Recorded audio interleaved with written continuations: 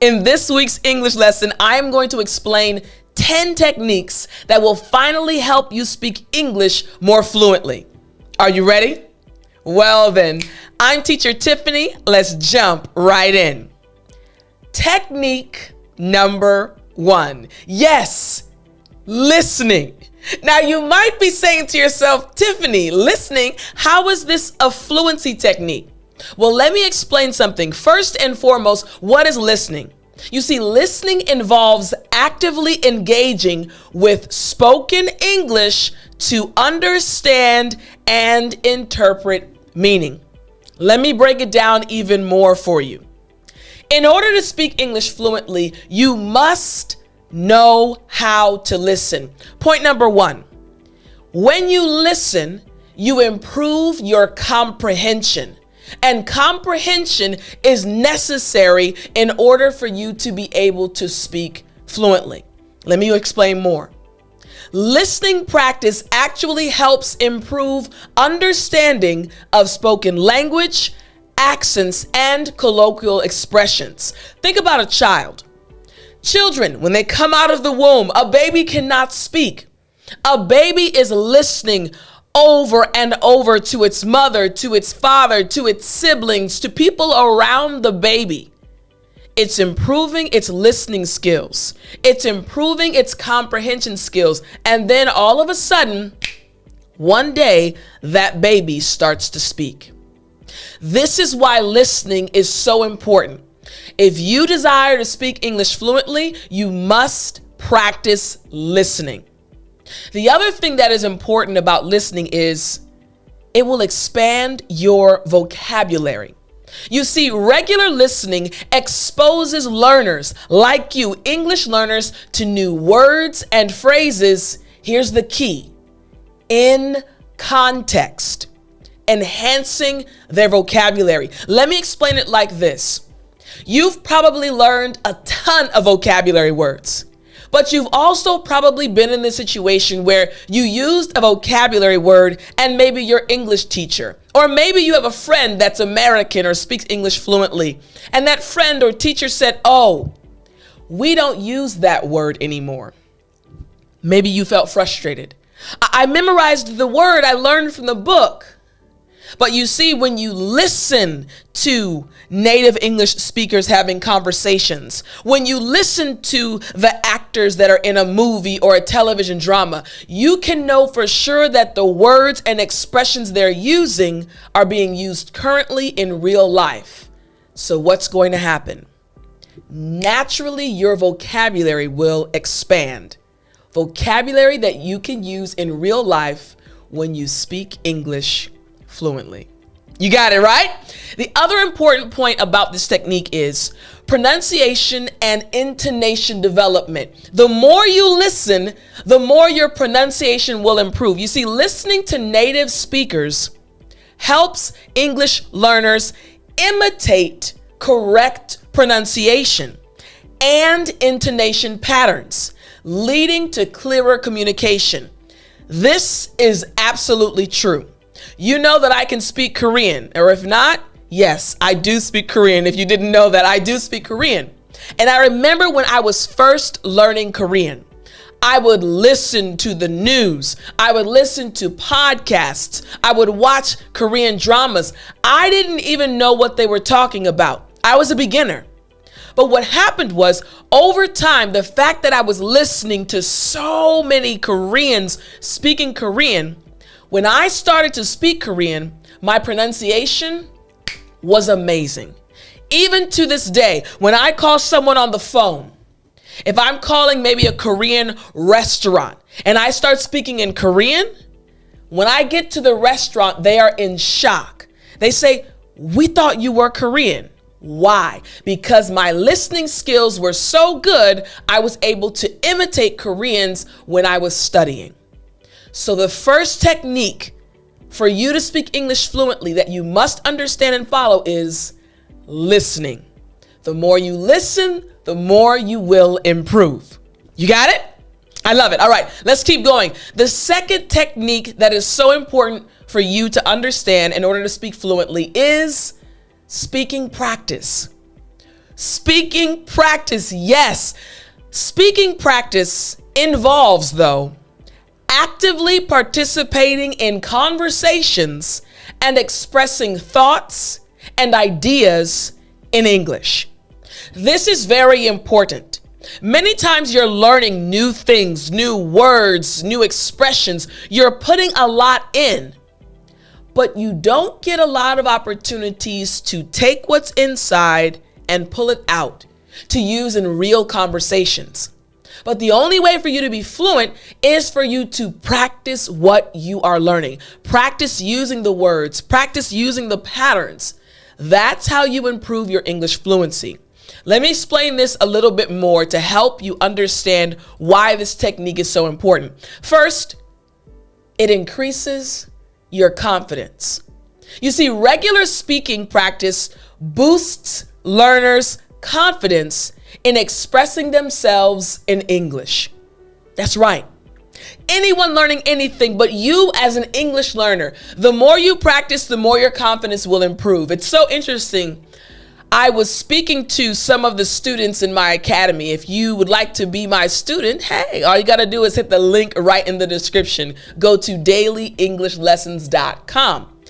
And I was speaking to some of my students and I was telling them, hey guys, in the beginning, you're going to feel nervous. You're going to feel shy when you're speaking in English. But I said, here's what I want you to do. Find a partner and practice with your partner. Now, in my academy, our family, there are literally thousands of students, so you can find a partner easily. But even if you're not a part of our family or you don't want to be a part of our family, that came out fast. You can still find a partner online, but speak to that partner and possibly do a video call with them. It's going to be a little bit nerve-wracking in the beginning. You're going to feel shy, but it's going to help you gain confidence in your own abilities. And that confidence will result in you being able to speak more fluently over time. Another point to remember with this technique: enhanced oral communication skills. Speaking practice improves fluency, coherence, and effectiveness in spoken English. Let me explain this.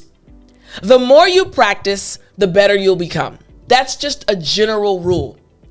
As you practice speaking, something is going to happen within your brain.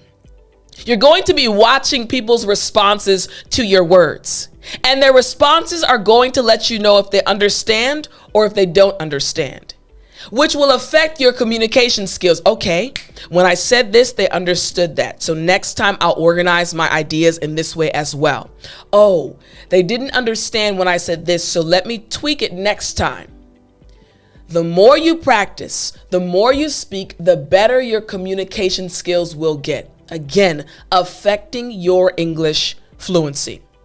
And finally, for this technique, cultural awareness and adaptability.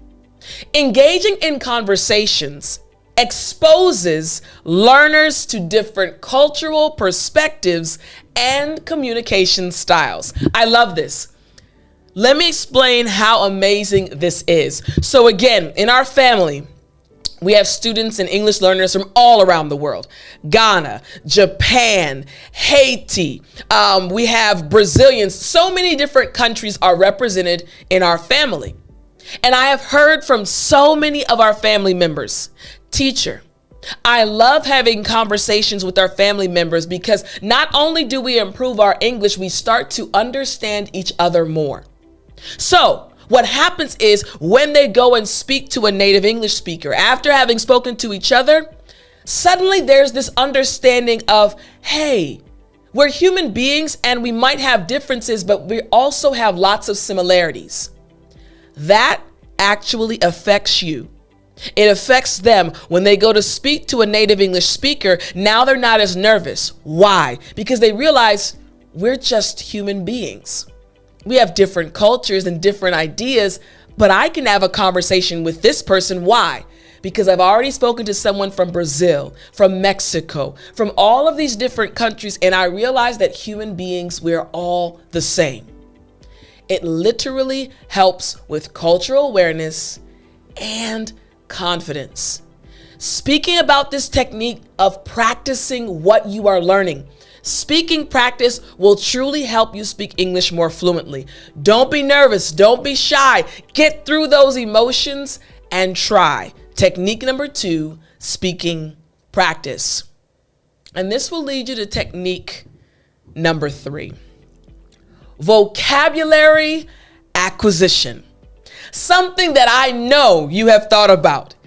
Getting more vocabulary words, knowing more vocabulary words. Vocabulary acquisition, a new word for you, focuses on learning and expanding one's repertoire. That's actually, I think, a French word of words and expressions. In other words, the third technique is to learn more and more and more vocabulary words.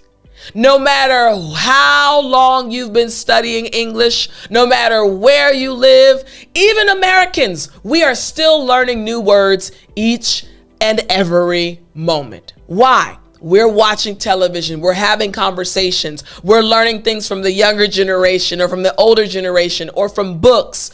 We are all constantly learning. So you as an English learner must understand the importance of this technique. Acquiring more vocabulary words. Let me explain this a little bit more. The first important point is word exposure. You see, regular reading, listening, and engaging with English materials exposes learners to new vocabulary. When you read a lot, watch a lot, listen to different conversations, your vocabulary will naturally improve, but you must expose yourself to new things in English. This is how your English fluency will improve. When I was studying Korean, I was trying to listen to as much as possible. I was trying to be around as many individuals as possible so that I could learn new vocabulary words that were used in real life. And that's what helped me improve my fluency. The next thing that is important is contextual understanding. Basically, understanding how to use things in context. Learning words in context actually helps learners, will help you grasp the meaning of the words and how to use them more effectively. Remember earlier I mentioned that there is this habit of learning words from books, memorizing vocabulary words from books like dictionaries or vocabulary books. Listen, I did the same thing when I was studying Korean. But there comes a point in time where you have to actually learn words from real life. If you want to go to the upper intermediate and advanced level and speak English fluently, you have to start paying attention to how the words are used in context, in real conversations, as you're watching movies, as you're watching television dramas. Wait a minute, they used this word. Rewind it. Ah, this is the context in which they used that word. This is how you learn more words in context so that you'll be able to use them later on and speak English with fluency. And also, it takes active practice. This is something I have taught so many times on this channel and to you as an English learner. If it's your first time hearing it, trust me, I've taught many different lessons and you'll find them on my YouTube channel. Using new words in speaking and writing activities reinforces vocabulary acquisition. I remember one time specifically when I was learning Korean, I had to memorize a lot of vocabulary words for a test. I got up early in the morning around 4 a.m. because I had to memorize about 100 words. And I was reading them, memorizing the definition, going back and forth. And I was remembering the words, but I got a little frustrated because I knew that after the test, I was going to forget the words. Why? Because if you don't use the words in real life, you will forget them. So again, as you're trying to acquire new vocabulary words, you must remember the importance of active practice. You must put the words into practice. Use them to describe your life. Use them to describe someone you know. As you use the words, it will be easier for you as time goes on to use them in real conversations. So again, technique number 3, vocabulary acquisition. You have to learn a lot of vocabulary words, but it's important to use them. Now, before we get to technique number 4, I want to remind you, each week when I teach you something on this channel, each week when I teach you a new English lesson about fluency, vocabulary, and many other things, I want you to go to the app, my app, English with Tiffany, because I have practice lessons that go along with the lessons that you see on my YouTube channel. Why? Because I want you to put into practice what you are learning. Now, for this lesson, you'll go to the app and you'll find some quizzes. I want to see if you really understand these techniques that I'm teaching you.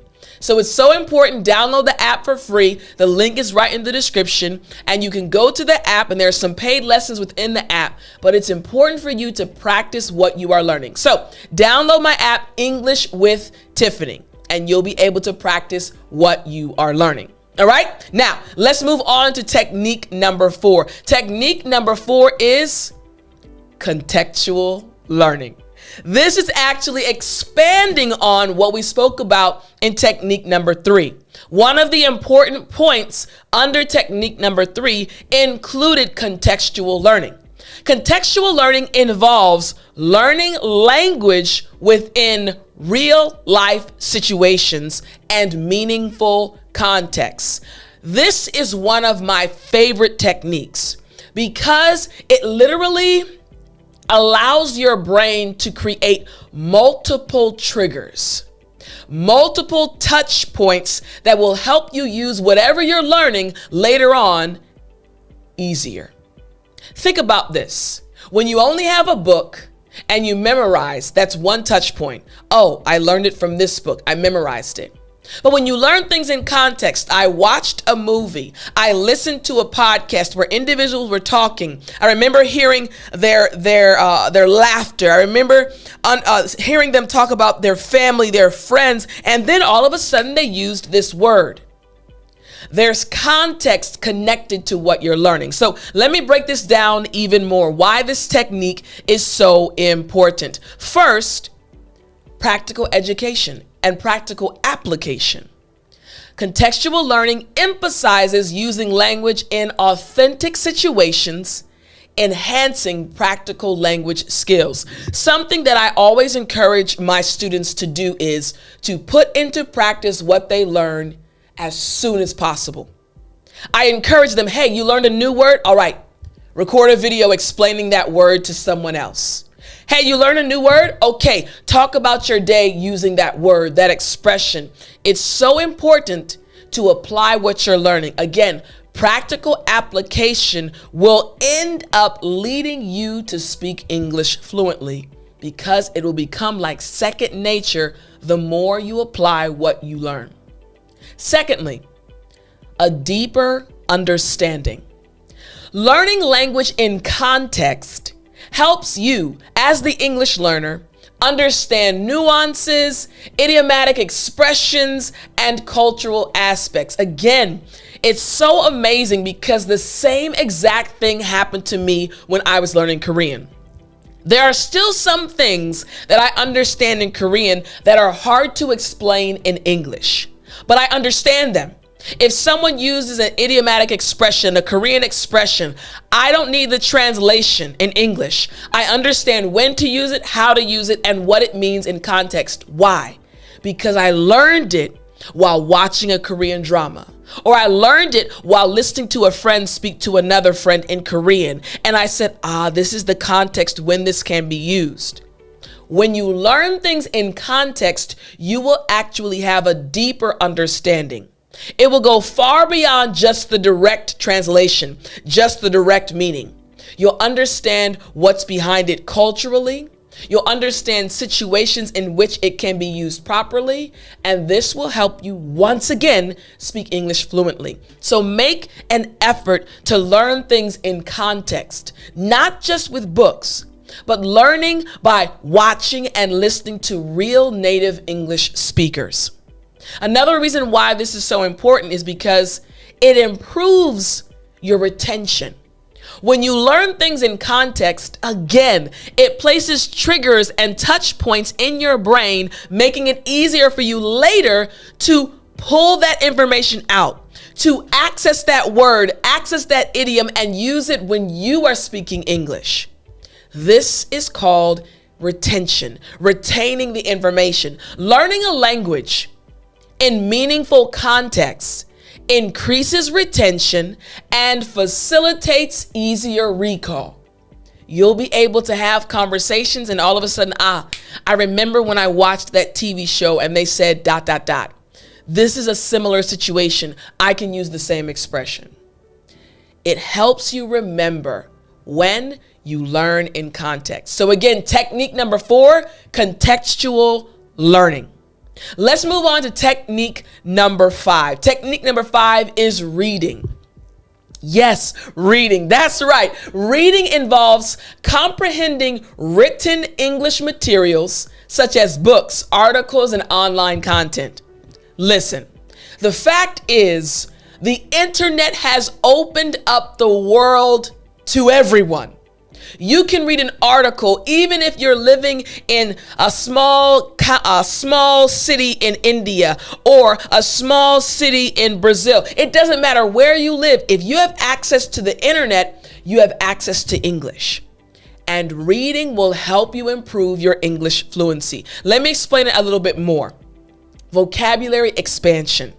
Reading exposes you to a wide range of words and phrases and expands your vocabulary. Again, I remember literally how I started to improve my vocabulary as I read more things in Korean. I remember specifically one situation. I was having a conversation with someone in Korean, and without even realizing it, I used a natural Korean expression. I had never said the expression before. None of my friends had ever used the expression in front of me. But I remembered that a book I was reading in Korean used the expression multiple times. So that expression had been lodged in my brain. I understood the context from the previous technique because the book was literally laying out the context, laying out the scene, and the word and expression was used there. So when I got to the conversation, my brain literally said, okay, Tiff, use this expression. And I used it and I was shocked.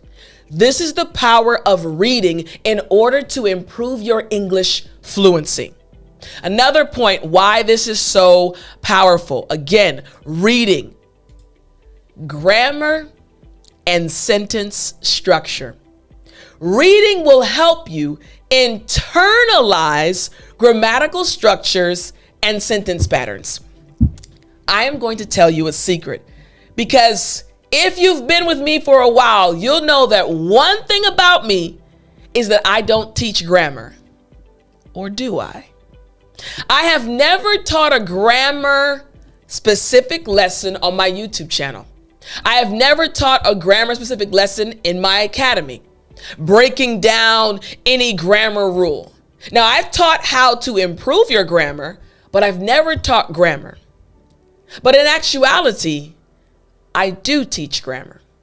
You see, in the academy and even here on this YouTube channel, I understand that the more you as an English learner listen to me, a native English speaker, speak in English using patterns that other native English speakers use, the more the students in my academy read different content that I provide in my academy, listen to different conversations I have with native English speakers in the academy, the more they take in my students and the more you listen to me, you're actually understanding and learning new grammatical patterns. And your brain later on will say, hey, Tiffany said it like this, using this pattern. I didn't say it was a grammar rule, but your brain will naturally follow the patterns as you listen. And as you read, the same thing will happen. In the book, they use ... I'll do the same ... It happens all the time. I have literally watched my students transform, and I just smile because I know what's happening. I know what's going on in their brains. They're literally improving their grammar without realizing it. And the same thing will happen for you. Again, your goal is to speak English fluently. Read more. Trust me.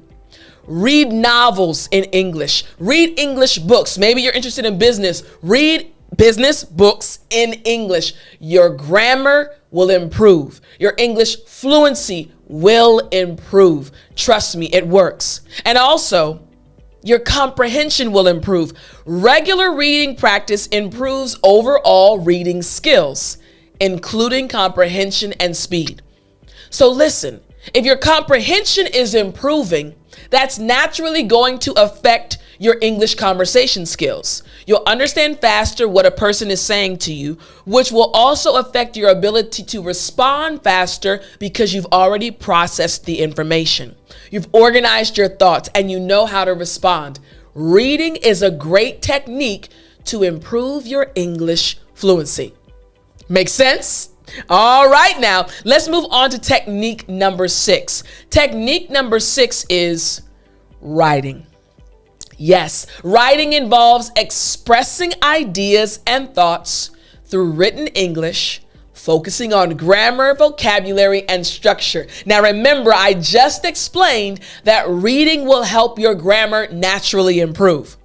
So if you're following technique number 5 of reading, and then you move to technique number 6 of writing, your writing will definitely improve.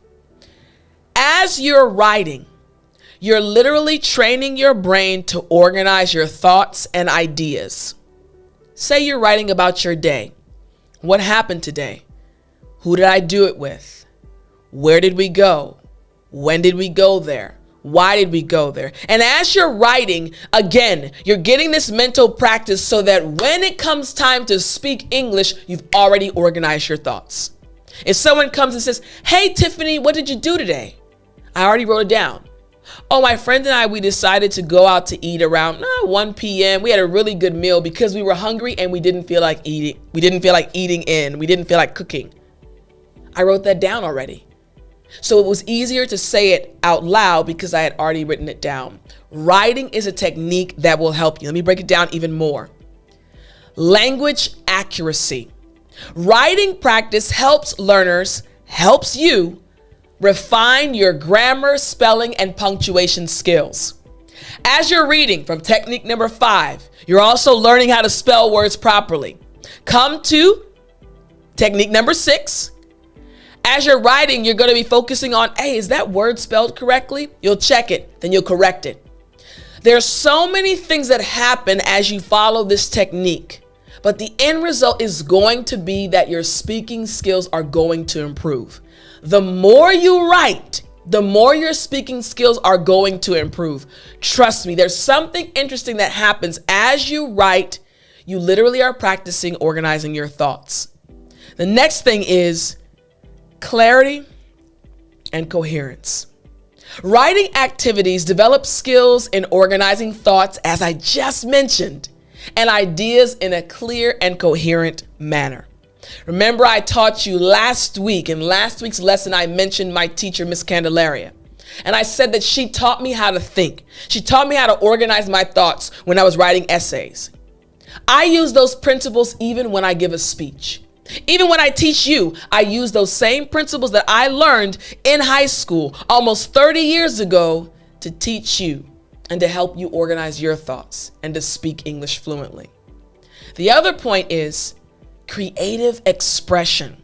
Writing allows you to express your creativity, opinions, and arguments effectively. Speaking English fluently is all about your ability to properly convey, properly communicate, properly express your ideas, your opinions, and your thoughts. So when you practice this technique of writing, you'll be doing the exact same thing, and it will affect your ability to speak English fluently. Make sense? Excellent. All right. Technique number 7, another important technique: cultural integration.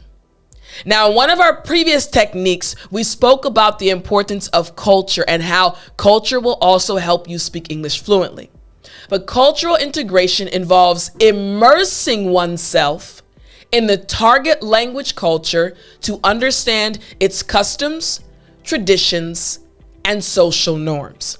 Now, you might be wondering first, how can I do this if I don't live in America?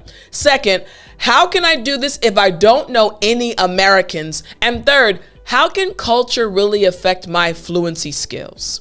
Let me explain this a little bit more, because this right here has changed my students so much. You see, cultural competence.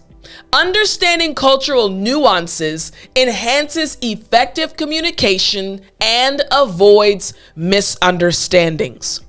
When you understand how something is done in a certain culture, i.e., for example, American culture, you'll have a better understanding of how to communicate your ideas, your opinions, your thoughts when you speak in English to other native English speakers. For example, in my academy, again, the link is in the description if you'd like to join my academy, dailyenglish.lessons.com. In my academy, I actually have several cultural lessons, literally, lessons about American culture. And one of my favorite ones, and also my students' favorite ones, is the one I do on Subway, the sandwich shop. You're probably wondering, Tiff, what does a sandwich have to do with English? Let me explain. I'll give you the short version. When you walk into Subway, the main purpose of Subway is so that you can have it your way, your sandwich your way. You walk into Subway, you choose your bread, you choose the meat if you want meat, you choose the cheese, you choose the toppings. They put on it whatever you want. Your idea, your thought, your opinion is important when you go to Subway, which is probably why it's still so popular. And you have the sandwich you wanted when you walked in. It's the same with English.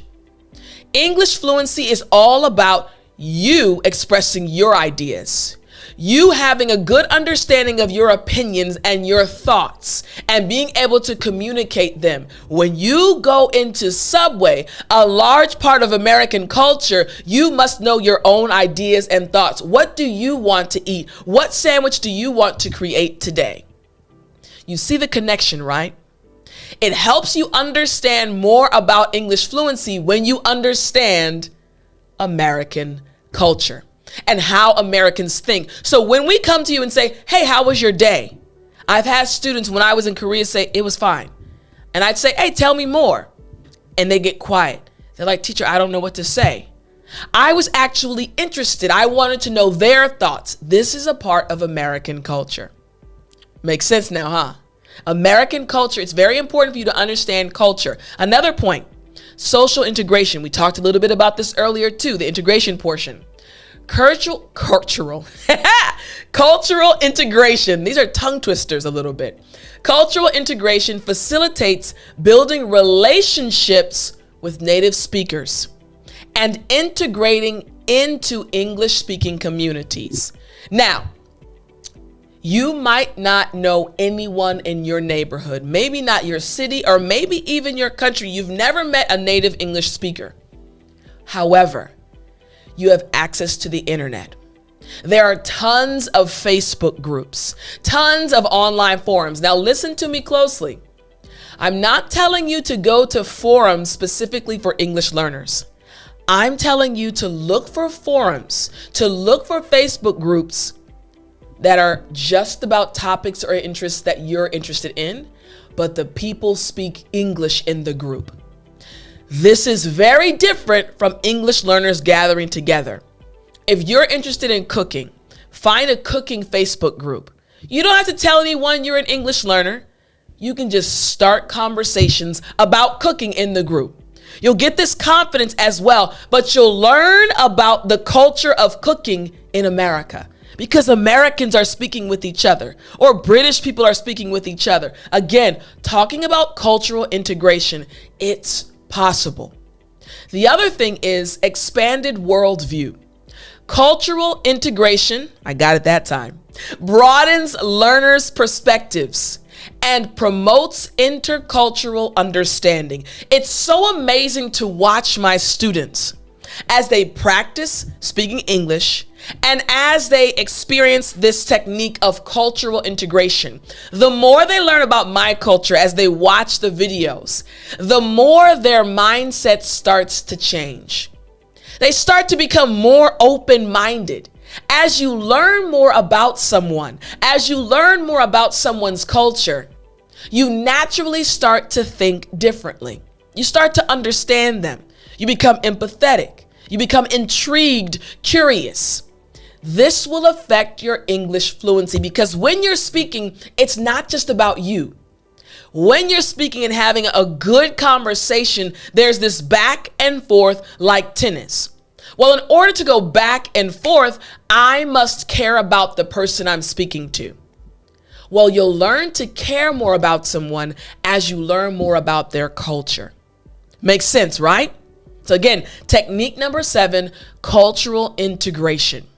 Now, technique number 8 is also important. Language exchanges, and it almost goes hand in hand with technique number 7. Language exchanges involve interacting with native speakers or other learners to practice speaking and improve language skills. Now, for this one, in the last one about cultural integration, I said it's important to find forums and different online communities that are not specifically for English learners, but have native speakers in them. But for this technique, the purpose is to practice speaking English. So it's totally okay to find different groups that are for English learners. Let me explain this a little bit more. Conversation practice. You see, language exchanges provide opportunities to engage in authentic conversations with native speakers. Now, you're going to enter certain groups that might not have native speakers, but there might be an English learner that is a step or two above you, and that individual will also help you improve your English. For example, I'm going to open up my phone right now and show you, for those watching this, in our group, we have literally over 2,000 students. And every day, these students from around the world, let's see if you can see it real quick. Let's see, there we go. Students from around the world. These students, let's close this really quickly. These students, hold on, there we go, are posting videos, having conversations in English from all around the world. These language exchanges are helping them speak English more confidently. This is why language exchange is so important. Another important point is this: cultural exchange. Again, you see how these techniques are kind of all tied together, right? Language exchanges foster cross-cultural understanding and the sharing of customs and traditions. When I was practicing my Korean with my Korean friends that I'm still friends with right now, we of course, learned about each other's cultures. They learned about my culture and I learned more about their culture. And we started to understand each other more. This affected my fluency, and it will affect yours as well because you'll choose your words carefully. You won't say things that might possibly offend them. Why? Because you understand the culture now. What about this point right here? Mutual learning. Participants in language exchanges learn from each other's languages, helping improve fluency and accuracy. English fluency, I think you're realizing, is not just about you. It literally becomes this full circle experience, others being included. You're putting in, but you're also taking things out, and you're also learning from other individuals. It's very important to remember this technique, language exchanges. And what about this technique? Technique number 9, personalized learning strategies. This has to be my second favorite one. I mentioned earlier that learning in context, right? Contextual learning was my favorite. This is my second favorite. Personalized learning strategies. Let me explain. Personalized learning strategies involve tailoring language learning approaches and techniques to individual preferences and needs. In other words, we all don't learn the same. You might have a different learning style, and you have to figure out what your style, what your strategy is. Some people learn by only reading, and it affects their speaking. Others learn by just talking a lot. For example, I had one of my friends, he also learned how to speak Korean. He learned faster than I did. He had a gift for languages, but he didn't even take classes like I was taking. He learned by just speaking with friends. He had a few books, and he would practice all the time. I am more of a classroom learner. I had to be in class, I had to write notes in my notebook, and that was my style. It's important for you to figure out your style. Figure out a strategy that works for you. If you are trying to speak English fluently, you can't just follow everyone else's methods. You have to find the one or the ones that work for you. Let me explain this more. Customized learning paths. Personalized strategies allow learners to focus on areas of interest or areas requiring improvement. For example, if you recognize that you really enjoy listening to podcasts and you really get a lot from those podcasts, use podcasts as your method, as your strategy. Find as many podcasts as you possibly can where native English speakers are speaking about different topics. Or maybe your strategy is you love to sing. Okay, write some songs in English. Listen to more English songs. Again, it's all about finding your strategy. And also this includes your study routine. Maybe you're an early bird, study in the morning. I'm an early bird. Maybe you're a night owl, you stay up late. One of my friends is a night owl. You have to figure out what works for you in order to achieve your goal of speaking English fluently. Also, you have to remember flexibility and autonomy. Personalized learning empowers you to choose methods and materials that suit your learning style. It's totally okay for you to not study in the same way that your friend studies. That's okay. You're a different person, but you have to figure out what works for you. Make sense? The other important point is motivation and engagement. You have to remember that you're more likely to stay motivated and engaged when your learning aligns with your personal goals and interests. Let me break this down. Again, we're talking about personalized learning strategies. I've mentioned before that when I first started learning Korean, I would watch cooking programs, I would watch comedy programs, I would watch many different programs related to my interests. Why? Because I would naturally be engaged. I was learning indirectly because I was already interested in what was going on in the programs. It's important for you to figure out what you're interested in. That will keep you motivated. Now, finally, this last technique is very important. Patience and perseverance. Yes, patience and perseverance. This is a technique, the combination of these two things. You see, patience and perseverance refer to the qualities of persistence and determination in language learning. Why is this a technique, you might ask? Tiffany, how is this a technique? Have you ever got discouraged? Have you ever been frustrated? Have you ever felt like stopping or quitting? I know you have. We've all been there before. In order for you to achieve your goal of English fluency, you have to stay motivated. You have to persevere, and you have to be patient. Let me explain this a little bit more. It will help you overcome challenges. Language learning requires time and effort, and staying patient and persevering will help you overcome your difficulties. Realize this is a journey. You will achieve your goal, but you must be patient. Another important point that you must remember is that continuous improvement. You see, patience and perseverance allow you as the learner to make progress steadily and consistently, but you must be patient. As you are patient, you will start seeing more results. And finally, long-term success. Language and proficiency is achieved through ongoing dedication and a willingness to persist despite obstacles. Listen to me.